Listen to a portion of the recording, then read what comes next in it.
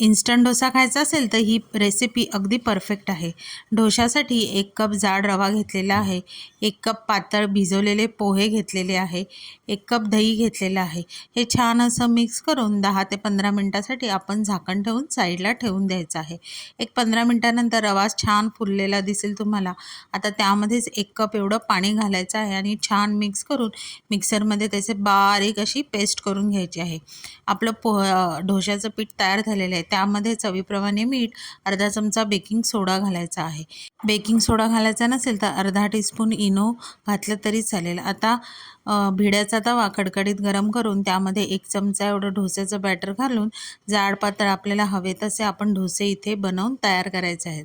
आता खालची बाजू छान अशी शेकली की फ्लिप करून दुसरी साईडसुद्धा छान भाजून घ्यायची आहे। झटपट असे इन्स्टंट पोह्याचे डोसे तयार झालेले आहेत। रेसिपी आवडली तर रेसिपीला नक्की लाईक करा आणि चॅनलला सबस्क्राईब करा। थँक्यू।